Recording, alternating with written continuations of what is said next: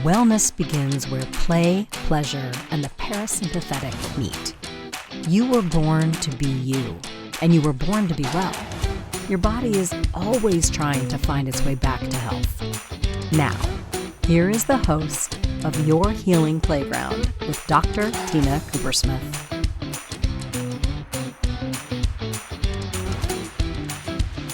Good morning, good afternoon, or evening, wherever you are in the world, whatever time it is when you're listening to this podcast.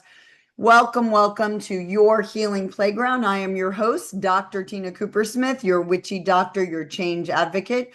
We are on the Inspired Choices Network because we are always inspiring people to live their best lives. And today I'm going to talk to you about freedom and discipline, determination, grit, the promises we make to ourselves, and more lessons as I glean them from my childhood and summer camp. You know, when I think of summer camp, usually what comes to mind is summer, fun, friendships, just having a great time, less responsibility, less tests. For me, that was freedom. That was the be all end all, to not be tested every single week. I started going to camp just around the time school in my household got important. It was just shy of third grade when I went to sleepover camp. Prior to that, I was in day camps. And there's this incredible freedom to not be tested, because in my household, tests and getting good grades and being academic was pride. It was prized. It was pride. It was so important, but it also really tightened my nervous system because I had to succeed. I had to do well. I had to succeed. I had to do well.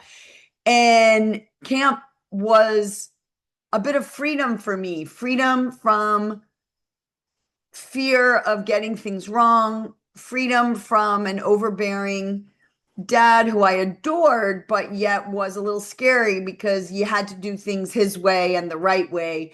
So there was less testing, which was great. But when I look back in more reality about camp, I realized that camp was full of tests. They just weren't graded the same way.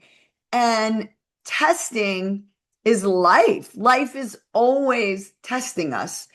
Education is perpetual if you allow it into your life. Now, the difference, I laugh, but don't laugh about school versus camp and school versus life, is life school is often the test first and the lesson later, right? Something happens and we have to deal with the consequences. And whereas school is about remembering facts and they're trying to prepare you for tests.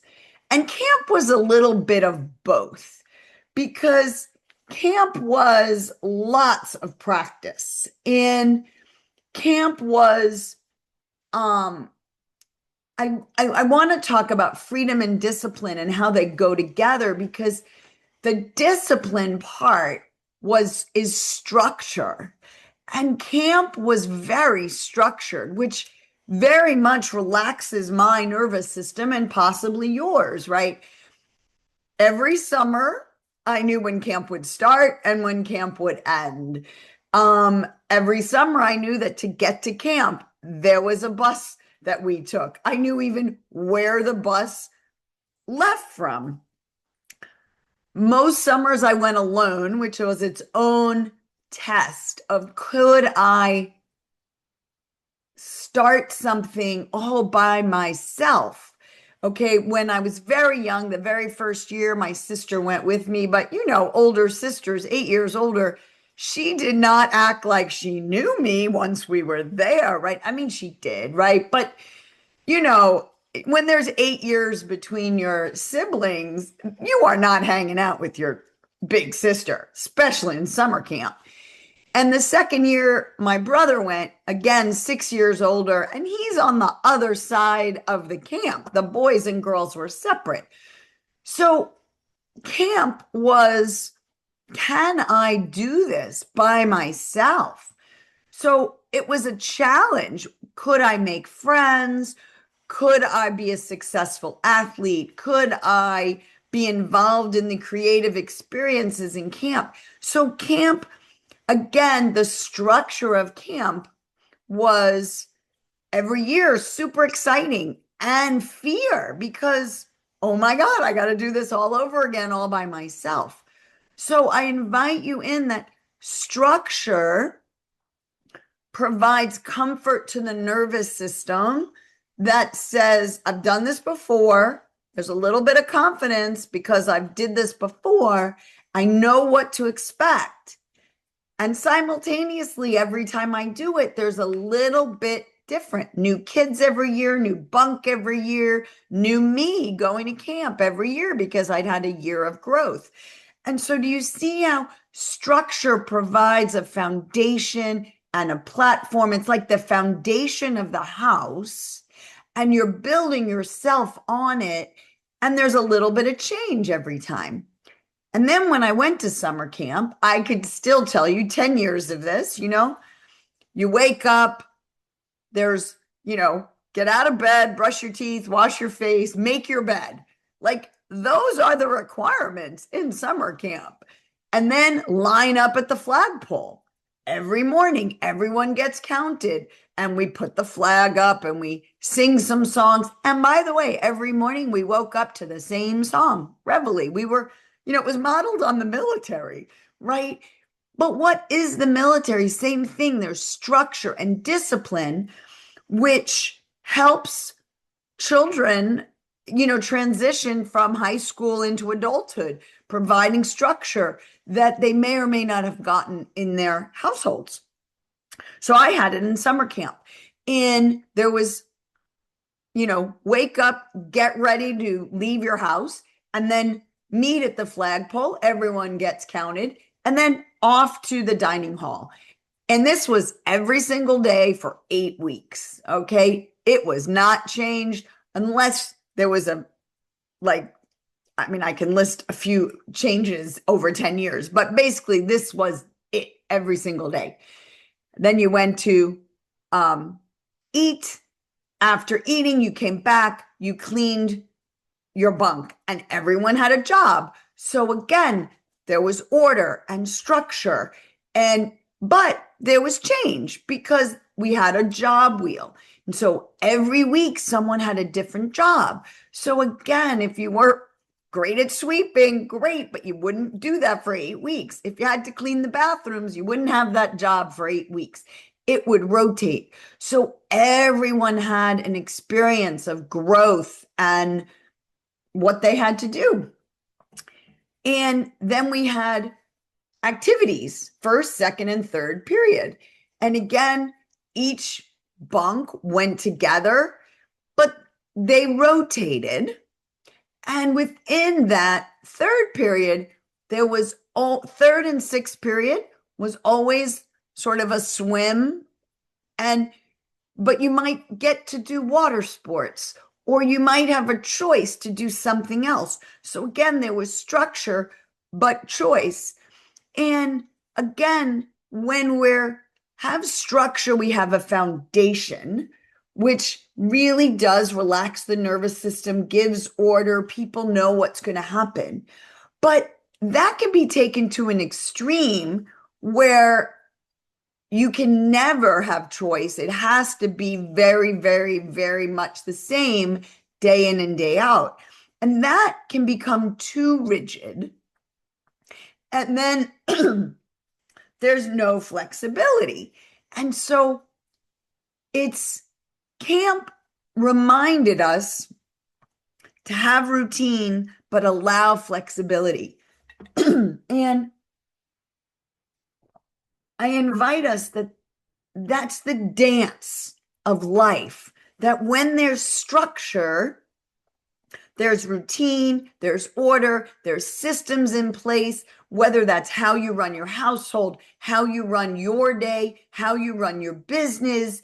Having systems in place really helps things grow, helps more people come on board. If you know how you run your life and then you add in a partner, again, I invite in flexibility because now there's two of you. So the way you did it may be different than the way they did it. And can you figure out how to do the dance together? And then as you grow, you might go from school to work and you have to change the order. You might change businesses. You might add children to the mix. And so foundation, but remodeling, right? You're building a house. And so understanding the structure and what relaxes your nervous system is fabulous. Having succeeded in the past, which again, the 7-year-olds in camp did not do the same things as the 17-year-olds in camp. You're building every year. It's like going up that spiral staircase. There was way less choice for the 7-year-old than the 17-year-olds. And I invite you, what you do or did as a child might be different than what you did as a teenager, young adult, young parent, parent of teenagers, parents of grown adults, right? And then you start taking care of grandkids. And I invite in that we're constantly playing with how do I maintain structure simultaneously with the flexibility to change as you change, as your family changes, as your work changes, as where you are in the work hierarchy and the work dynamic. Are you still a student or do you become a mentor? And these roles can change. And so freedom is the ability to be flexible and change. And discipline is the ability to keep the structure and recognize that structure allows for freedom. And so I want to invite you as we get ready to take our first break to think in your own minds. What's your morning routine? What's your evening routine? What's your structure for the day? How much do you stay structured? And how much do you have flexibility to change it? And if you had more structure, would you feel more confidence? The silliest thing in the morning, do you make your bed? Do you go for a walk? Do you have a cup of tea? Did you take your shower, right? Did you have time for yourself to breathe and know who you are so you stay in alignment with who you are? And I invite you during our break to reflect on your own patterns of your day, your own structures, morning, midday, and evening, and then come right back as we proceed to talk more about freedom and discipline, and perhaps even what we learn from them and the confidence we gain from having both the freedom and the discipline. So remember, you're listening to Your Healing Playground. I am your host, Dr. Tina Koopersmith. We are on the Inspired Choices Network, and I hope you come right back. Your Healing Playground is the space where science, spirit, and sensation dance together.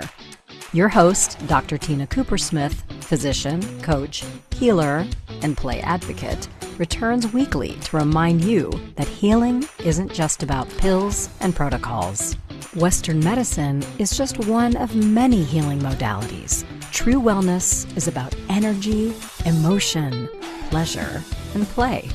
On this show, Dr. Tina explores the playground of your body, mind, heart, and soul. From neuroscience to sensuality, from root chakra to real talk. She'll share tools, stories, and soulful strategies to shift you out of fear and back into joy. Because if you're alive and breathing, your story is still unwritten, and you deserve to write it with love. Together, you'll learn to breathe, feel, and play your way back to wellness, because you are your best healer.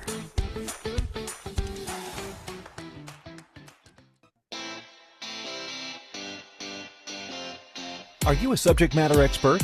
Are you here to share your expertise with an audience waiting to hear from you in only the way you can deliver? Are you ready to have your voice amplified across the airwaves? Inspired Choices Network has a global radio platform streaming to millions of people across the world. Professionally produced and supported by an accomplished team every step of the way, you can broadcast from anywhere in the world, knowing your voice matters, and we ensure it is delivered with ease and efficiency. Eager to hear your message, the world awaits. Contact us today to become an Inspired Choices Network radio host. Email become a host at inspiredchoicesnetwork.com. This is Your Healing Playground with Dr. Tina Koopersmith. To participate in the program, join the live studio audience in our chat room at inspiredchoicesnetwork.com. You can also send an email to info@womensreproduction.com. Now, back to our program. Welcome back, my friends. Once again, you are listening to Your Healing Playground. I am your host, Dr. Tina Koopersmith. We are on the Inspired Network. I would love to remind you that if you like this podcast, you might also love my book, Your Healing Playground, by the same name. Please, you can get it on Amazon. You can find it on my website, Dr. Tina Plays. I would love for you to share this with your friends and enjoy any more lessons that you can glean from me. I do this for the love of humanity, really just sharing my love of life with all of you, hoping to inspire, have a joyful, playful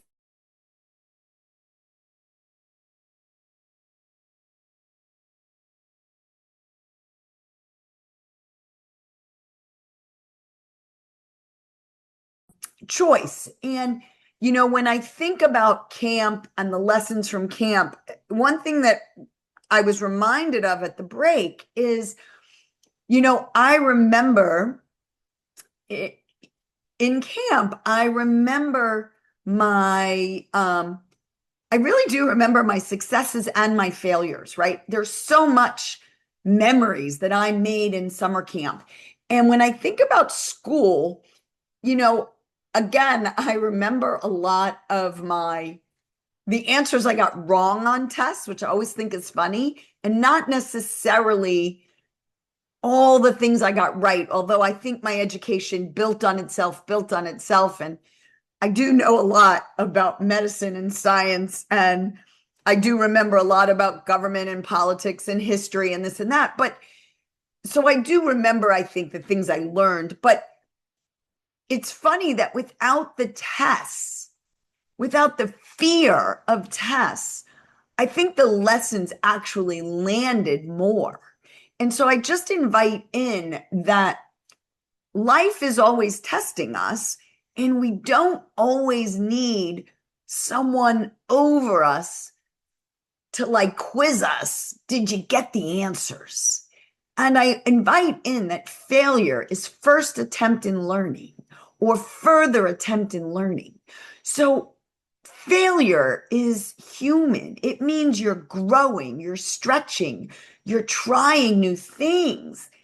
We are meant to evolve our whole life. We don't stop learning when school ends. In fact, I think that's when we sometimes first start learning, because we're learning on our own. We get to choose with aligned decisions. What do I want to learn? So, I used to say I didn't like writing and I didn't like English, but I loved reading books all during summer camp. And I love all my life reading books, fiction, nonfiction. And now that I have a little more time in my schedule, and I'm not, I just have more time in my schedule, and I've spent a lot of time healing some of my childhood wounds. I realize I have more creativity to actually write. So I don't dislike English. I just perhaps didn't like the way they taught English, right? So I invite in, when you're aligned and you're choosing what you want to learn, oh my gosh, you might go really deep, and you can learn with a mentor. You can learn with other people's to collapse time. And maybe you didn't like your teachers in school, but as an adult, you find the right mentor and you start soaking up education. And so also remember, what I remember about camp is it taught me to keep going. It was about progress. You know, when we had swim tests, you had levels. You stayed in the beginner end, and then you practice your swimming stroke. And if you could swim 2 laps back and forth, you got to advance to the intermediate section. And then when you built up your strength and your stamina and you could swim 4 laps of crawl, you got to go in the next section. And then if you could swim 16 laps, 4 by freestyle, and the rest, whatever stroke you want, you got to advance and go on swimming around the lake, across the lake. You got to experiment on boats. Again, the concept was you needed a strong enough foundation for the adults to believe you had the strength and the power to keep yourself safe for their responsibility over your safety and your life, right? The camp was responsible for all these young children, and they needed to make sure that they kept you safe. But what it did for the child was, like a toddler who goes from crawling to taking a few steps, falling, getting up again, falling, getting up again. We don't give up until we walk. And most humans learn to walk, and we don't criticize the toddler and tell them walking's hard, just stop walking. No, we encourage the walking. And when we were in summer camp, they encouraged us to build our swimming muscles and swim longer and harder. And if we started something, then we were encouraged to finish it. And you build confidence every time you finish something. And again, it might be making your bed or sweeping the room. Every little bit of confidence is great. And maybe even the littlest kid gets on stage. Like in first grade, there's a talent show. And in summer camp, we had a show, and you have to memorize your lines. And in practice, it may take you a while and you don't memorize your lines, but over time you get your lines. And maybe in the first summer camp season, you get the smallest part with 1 line. Maybe you remember it, maybe you don't, and you're terrified the next summer, but guess what? They're going to make you try again. And maybe you weren't good at baseball the first year, but by the second or third year, you had to try it again and you were better. And maybe you got stronger the next year. So it taught us to keep trying, to not let the first failure lead to you quitting. And let me tell you, in my life, being impeccable with my word and finishing what I started is a lesson that is so important. And it's funny because it really it was a very important part of my life. When I applied to medical school, I actually said I applied early to medical school through a special program, and they were looking for folks that wanted, if you knew you got into medical school, would you change your college career to not be that boring old, not boring, but like the standard pre-med track, right? You're only going to take science classes. You're only going to research biology. They wanted more well-rounded physicians. And so I had to put in a structure of what would I do in my college career if I got to know in advance that there was a spot waiting for me in medical school. So I had to do all the science prerequisites, but I chose a political science major. I went to England because I wanted to expand my horizons, just like I wanted college to be an expansion, I left the Northeast to meet people in the South. I was always about expanding my horizons, staying curious. I didn't choose a school where I knew people. I wanted, like summer camp, to go and meet new people.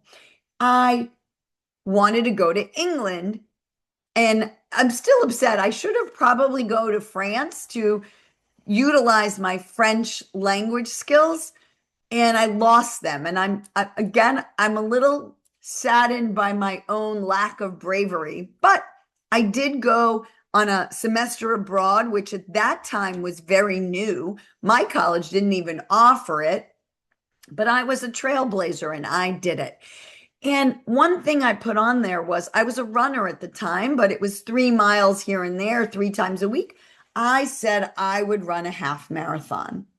Well, let me tell you that fast forward, I got into medical school in that early program, and I checked all those boxes, but I didn't run that half marathon in college.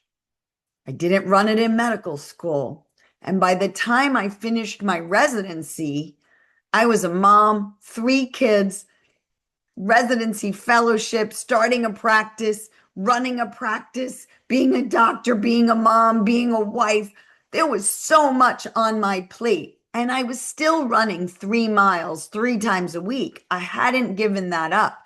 The first gift after having my first child, when my spouse asked what I wanted for my birthday, was exercise equipment for the house, because I had to change my structure because I didn't have time to go to the gym the way I wanted to.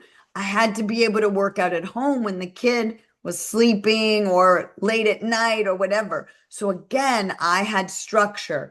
Working out was absolutely something I was never going to give up, but I needed to change the how and the why. But fast forward, it was really affecting my psyche that I wasn't impeccable with my word. And I always finish what I started. I started that in summer camp. I always finish what I started in summer camp. I swam 3 miles around the lake. I swam 1 mile across the lake and back. I always was the expert swimmer. I learned to sail a boat. I learned to ride a horse. I just was involved and finished things. I was in all the plays, and I just finished things. And so I hadn't finished that. And it was an open loop in my brain that bothered me. So in my 40s, I was like, darn it, there's 20 years of interest and I'm going to run a marathon. And lo and behold, I did all the trainings for that marathon. And the universe had other plans for me. 3 weeks before the marathon, I had a knee pain and I went to the doctor, and I had a stress fracture in my hip. So that marathon, that San Francisco Nike marathon with a Tiffany necklace at the end, was not in the cards for me. I was on crutches instead. And I had to go to physical therapy. I had to learn how to walk again. I had to stand up and pop my hip into place and relearn how to walk. But I was not going to give up. So a year later, I called Team in Training and said, I'm still not in running shape to run a marathon. What can I do with all the community service dollars that I had raised? And they introduced me to the sport of triathlon. All of a sudden, did the triathlon. Now, let me tell you the funniest part. Number one was I loved, all of a sudden, I got to swim, bike, and run. Oh my God, those were the 3 things I loved the most. I had never even known it was a sport. But in that first triathlon, despite acing all the trainings, and by the time my triathlon came around, I could run again for short distances. But lo and behold, in the ocean, something happened. I went through all the waves, which I was terrified to swim in the ocean, terrified to get through those waves and swim beyond the waves. I'd never done that. I got to beyond the waves and I was like, I can't put my face in the water. And I had to swim a mile without putting my face in the water. But I was going to do it. And lo and behold, I made it through that race. I made it out of the ocean. The paramedics had to check my vital signs when I came out. I was delirious. And they thought I was quit. And I was like, oh, I'm out of the ocean on dry land. I'm going to finish this race. And I was the last person to finish the race. They were picking up the cones after me. And I'm going to let you hang on that. It's time for our break, but I'm going to tell you my lessons from that race and what happened next. Come right back. You're listening to Your Healing Playground. I'm your host, Dr. Tina Koopersmith, and we are on the Inspired Choices Network. And again, you can listen to me on the podcast. You can buy my book, Dr. Tina Koopersmith, Your Healing Playground. Come right back and I'll give you the rest of the story. Your Healing Playground is the space where science, spirit, and sensation dance together. Your host, Dr. Tina Koopersmith, physician, coach, healer, and play advocate, returns weekly to remind you that healing isn't just about pills and protocols. Western medicine is just one of many healing modalities. True wellness is about energy, emotion, pleasure, and play. On this show, Dr. Tina explores the playground of your body, mind, heart, and soul. From neuroscience to sensuality, from root chakra to real talk. She'll share tools, stories, and soulful strategies to shift you out of fear and back into joy. Because if you're alive and breathing, your story is still unwritten, and you deserve to write it with love. Together, you'll learn to breathe, feel, and play your way back to wellness, because you are your best healer.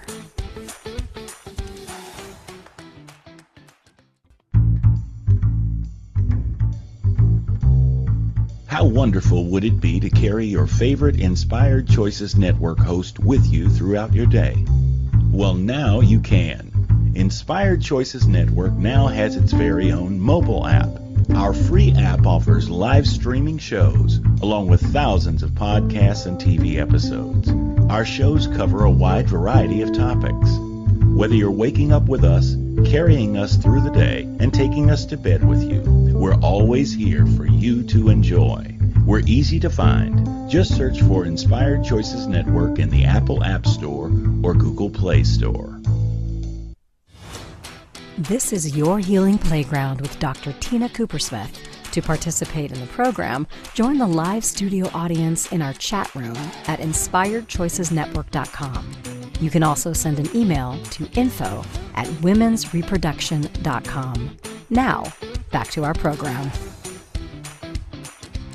Welcome back, my friends. You are listening to Your Healing Playground. I am your host, Dr. Tina Koopersmith. We are on the Inspired Choices Network. I hope you're enjoying this show. If you are enjoying this show, please do me a favor. Give us a 5-star review on iTunes. Search for Your Healing Playground. I will be so grateful. It'll assist in getting this information out to the people who need it. Share it with friends, subscribe, and again, give us a review. Help me know that I'm helping you. And let's help more people have joy and play and confidence. I am here to help you produce and reproduce your best life. Really, I am.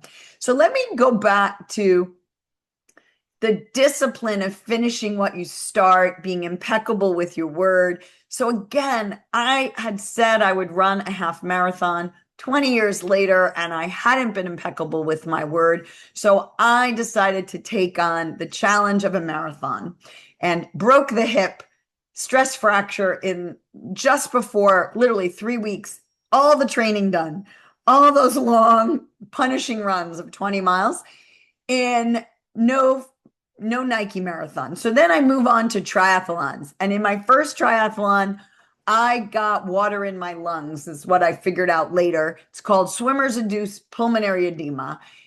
I did not give up. I finished that triathlon. I was coughing up blood on the bike. I was delirious. I walked instead of running the running part. But I finished. They picked the cones up after me. Took me 5 hours, 2 weeks later, I did another triathlon because I was so pissed at how bad I did. I had no idea. I thought it was just anxiety in the ocean. I didn't learn the medical term and what actually had happened to me. That's another whole story about a year or two later. So 2 weeks later, I did another triathlon and I cut 2 hours off my time. I did it in 3 hours and I was hooked. Oh my gosh, I've been doing triathlons ever since for 20 years. And no, it's not 20 years, but yeah, it is. I guess I started that first marathon was 2007, where it's 2026. So we're coming close, almost 20 years. And different lengths, but I found a passion, and I never would have found that passion if I hadn't broken my hip, because I thought running was my passion. Now, FYI, I did tell myself I had to run a marathon. So I did go back once my hip was healed, and I ran the LA Marathon. The first year it was Stadium to the Sea. And let me just tell you that I went to a multitude of orthopedics, and my hip healed on its own from the stress fracture.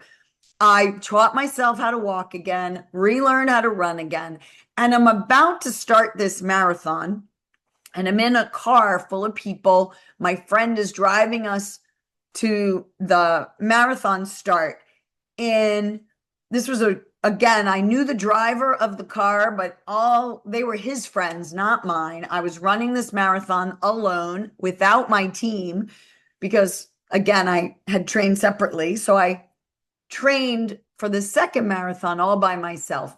My triathlon, first one, and my first marathon I did with team and training, and then did several others. And I highly encourage you to train with a group. Life is a team sport. Do things with a group, and yet you can also do things alone. And so there's strength in numbers and in proving things to yourself. So again, freedom and discipline alone and together. I want to give you the reminder to do both. But I want to tell you, so I'm on the way to this marathon, and my orthopedics told me, if that hip heals, you are going to have a stronger hip. I get in the car, and there's an orthopedic surgeon in the car. And I told these folks how I had trained for a marathon, broke my hip, couldn't run it. It's now 2 years later, and I'm about to do this marathon. And this orthopedic goes, well, good thing I wasn't your doctor. I would tell you never to run again. And really? You have to tell me that right before I'm about to get in a race and run 26 miles? And so I say this because I trusted my inner wisdom. I trusted the orthopedic surgeons that knew me, that I had spoken with, and I aced that marathon. I found at the starting line a new friend. She had also trained with team and training, and we started that race together. I knew to start slow. I knew to listen to me and just go with the rhythm. And I had trained in team and training, we were forced to run without headphones, which again gave us grit and determination. And this friend and I, this brand new stranger, became my friend for years. We've kept in touch, and we ran the first 13 miles together. And then I was so juiced and so jazzed and so strong that I had to say goodbye to her, because I was picking up the pace and picking up speed as I ran longer. And that orthopedic surgeon, who off the cuff tried to take away my power. You know what? I think he was like a jetpack engine I could be mad at him, but I refuse to be mad at him. But I'm mad at what he represents, which is taking away the power of the individual as a person with power. And as a physician, I believe my job is to be your best coach and to empower you to go through the challenges of life and be aligned with your inner wisdom. And when you're aligned with your inner wisdom, you can do heroic things.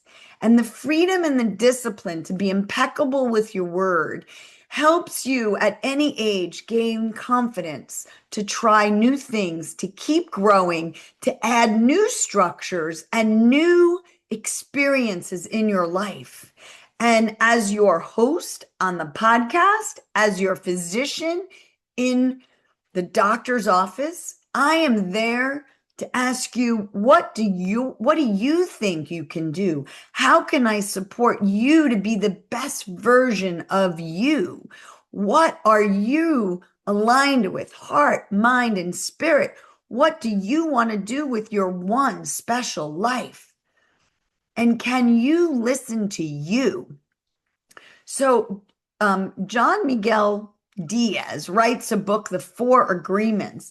And when I sat with this episode of what camp taught me, freedom, discipline, and confidence, and joy, and fulfillment, I was reminded of this other book.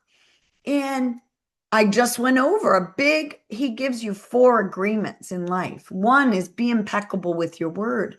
Just told you how that supported me in my life. And it's funny because I also think I'm doing this podcast now, and I realized freshman year, my freshman advisory council said to counselor, he was like my welcome to college dude. And he was like, come join the radio show.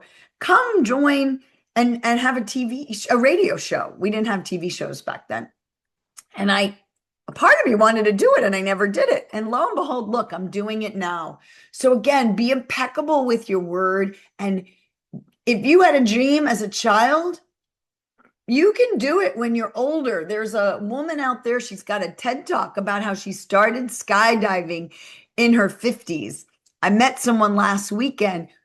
I want to jump, and he is a skydiver. I'm going to jump. And I used to say I'd wait till my 80s. I think I'm going to do it soon. Juan Miguel Diaz says, be impeccable with your word. Also, don't assume, don't make assumptions. We all know from The Odd Couple, Tony Randall, assumption, ASS, you and me. You make an ass of you and me if you make assumptions. Don't make assumptions.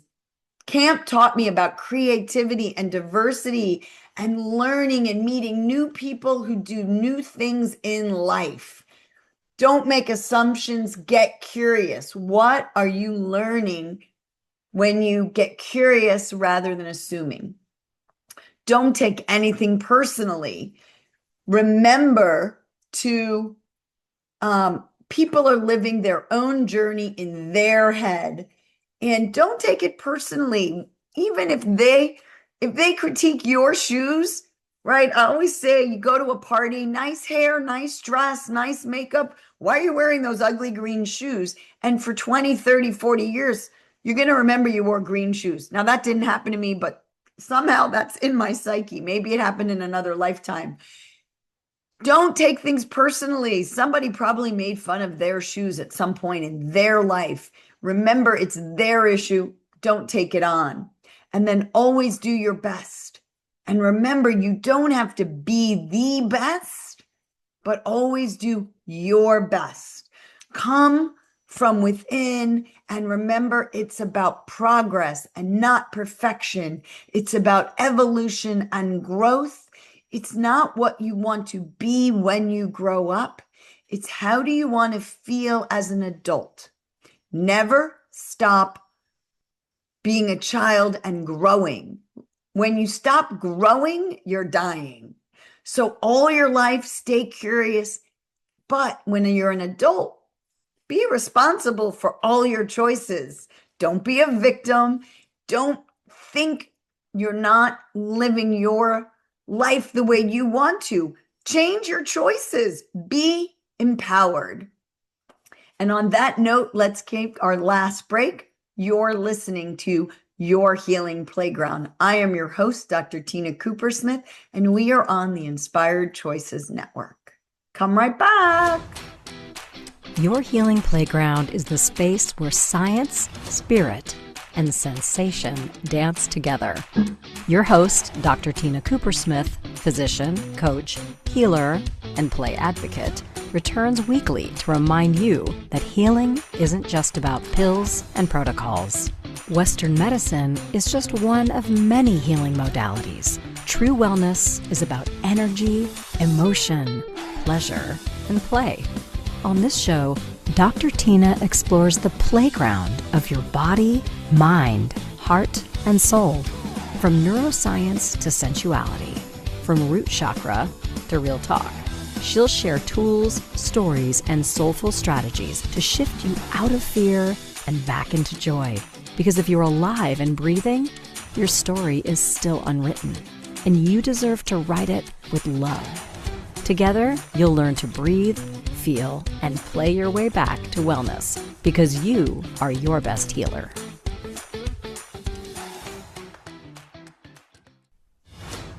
This is Your Healing Playground with Dr. Tina Koopersmith. To participate in the program, join the live studio audience in our chat room at inspiredchoicesnetwork.com. You can also send an email to info@womensreproduction.com. Now, back to our program. Hello, my friends. Welcome back. You are listening to Your Healing Playground. I am your host, Dr. Tina Koopersmith. We are on the Inspired Choices Network, and I want to remind you that the second Wednesday of every month, I give through Zoom a free masterclass about fertility, about producing your best life, rebirthing your feminine goddess. Because let me tell you, as a woman, you are fertile. You are here to create. Your goddess is within you. And I want to empower every woman on this planet to know their creative juices. You are here to create your best life. Make sure it is aligned with you. Nowadays, you can create babies, you can create businesses, you can create the best life that is aligned for you. There are so many ways to make babies. The concept of infertility, it shouldn't even be a word anymore. And yet some people still somehow don't get what they think they want in the fertility journey. Come chat with me so we can talk about how you can get exactly what you want in your life. And today, let's go back. I want to summarize a little bit about what I talked about today. I talked about freedom is discipline and discipline is freedom. The discipline is the structure, the riverbanks, the order, the certainty, the rhythm of life. Your body has a natural rhythm. Are you living in that rhythm? There's a daily rhythm, a monthly rhythm, especially for women, a seasonal rhythm, a yearly rhythm, the seasons of life, child, teen, adult, young adult, middle age, parent, grandparent, young at work, mentor at work. We have all these seasons of life. So structure is there even as it changes. Freedom is the flexibility within that structure. Freedom is the choices that we have within that structure. So if I believe in exercise daily, that's great. But breaking my hip taught me to cross train, right? I needed to not just run. It was brilliant. I needed to swim and bike and run and walk and do yoga and Pilates and vary up my workout routines. When I had kids, I had to vary. I couldn't just go to the gym. I had to do it at home. I love going in nature. I had to add going in nature. So can we have flexibility within the structure? I have a morning practice of getting things done on my day. There's meditation, there's cold showers, there's journaling, there's walking. It might be a hard workout. It might be a walking workout. What's your morning routine? Now, I also am very much trying to have an ending routine. When my children were little, we had, bedtime routines, right? We had bedtime routines of gentle wind down with, dinner, dessert, bath, reading a book, going to sleep. What's your bedtime routine? Introduce red light into your life in the evening. Turn off the screens. The blue light is not good for your eyes. Read a book, calm your body with warmth, a sauna, a bath, a warm shower. Again, nighttime is heat, but a cold room, morning cold showers. So can you bookend your day? Can you have flexibility during the day? Don't sit all day, get up and walk, right? Finish what you start, build confidence with what you did before, be aligned in your goals, recognize you can have goals, but if you meet your goals, it's time for a new goal. Look back to childhood. What did you want to do as a child? Can you put joy back in your life? Were there goals you never finished from childhood? For me, being on the radio. For me, running a marathon, right? For me, getting my imagination back. I loved being creative as a kid. I liked being on stage as a kid. I loved music. Can I pick up an instrument again? Maybe. Can I be artistic again? Maybe. So how can you keep growing and changing through your life? And then let's remember those, be impeccable with your word, finish what you start, even if you have to do it again at 80. You can always finish what you started as a child. Your life isn't over till it's over. Don't make assumptions. Be curious. When you meet somebody, they may be so different from you. Don't reject, accept. Hey, you do life so differently. Someone at work, why did you do it this way? How about, wow, you did it differently than me. Can you explain your thought processes? Don't take things personally. Remember, everybody's living in their own world, their own reality, and their critique is coming from something within them. And if it triggers you, get curious. Why is it triggering me? What happened to me that they're evoking something that I didn't finish the story? So I'm stuck in a child's story and I need to be an adult and close the loop on what happened to me as a child. And finally, don't make assumptions. Be impeccable with your word. Don't make assumptions. Always do your best. Always do your best. Always do your best. And remember, your best is good enough. You are good enough for today. Even if you want to be better tomorrow, celebrate your wins for today. And if you had failures today, celebrate them. That means you're learning. What did I learn from my mistakes? A mistake is just a time to take two, do it over again. When they're making a movie, let me tell you, it's very rare that it's made in one take.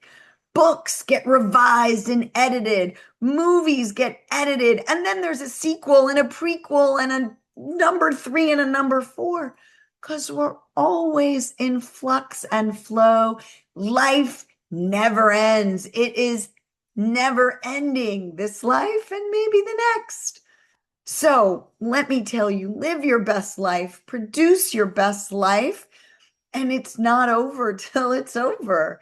So there's always time to edit, revise, and do it again, and have joy and fun every single moment of your If you day. felt something move today, a molecule, a mindset, or your mood, that's healing. Your body listens to your stories, your thoughts, your breath. So speak to yourself with kindness, play with curiosity, and let your nervous system know it's safe to rest. Dr. Tina returns Monday at 11 a.m. Eastern, 10 Central, 9 Mountain, 8 Pacific on InspiredChoicesNetwork.com. Remember, pleasure is a practice and play is your medicine.